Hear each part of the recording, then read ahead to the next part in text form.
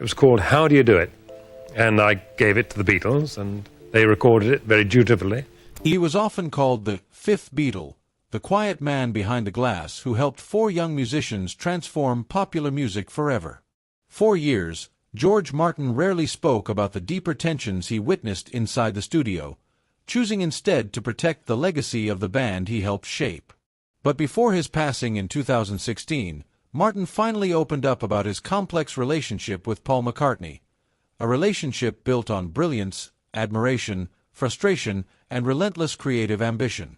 From the moment they first met on June 6, 1962 at Abbey Road Studios, Martin sensed something unusual about the young bassist with a confident smile and uncanny melodic instinct. The band had already been rejected by Decca Records, and their audition for Parlophone Records was far from perfect. Mistakes, cheap equipment, rough technique, but Martin was struck by their personality, humor, and the natural musical chemistry between Paul and John Lennon. Over the next 8 years, Martin became far more than a producer. He was a translator of imagination, helping turn Paul's ideas into reality, arranging the elegant strings for Yesterday, shaping the haunting orchestral sound of Eleanor Rigby, and helping expand a simple piano ballad into the sweeping anthem Hey Jude. Martin admired Paul's extraordinary musical instincts, often saying he was the most naturally gifted musician he had ever worked with, someone who could move effortlessly between bass, piano, guitar, and vocals while composing melodies that seemed timeless.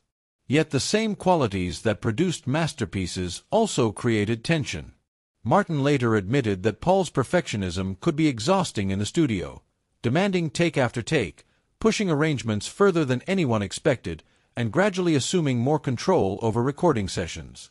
As the band evolved through groundbreaking projects like Sgt. Pepper's Lonely Hearts Club Band, Paul increasingly became the driving creative force, sometimes directing the others with a determination that didn't always sit well with George Harrison or even Lennon himself.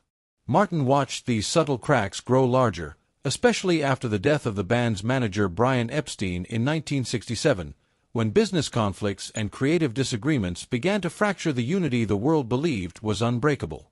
By the time the troubled Let It Be sessions exposed the band's internal struggles and the final masterpiece Abbey Road was completed, Martin knew the partnership was nearing its end.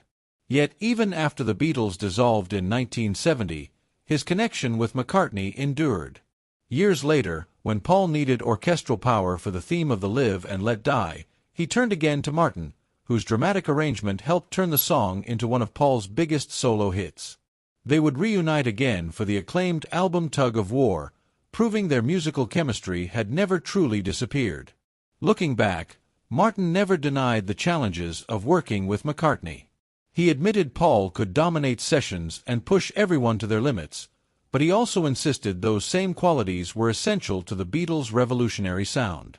In Martin's eyes, Paul's ambition was sometimes infuriating, but it was also the engine that drove innovation. Without that restless perfectionism, many of the band's most daring recordings might never have existed. In the end, Martin believed the frustration and the brilliance were inseparable. The arguments, the pressure, and the creative battles were simply the price of making music that would outlive them all.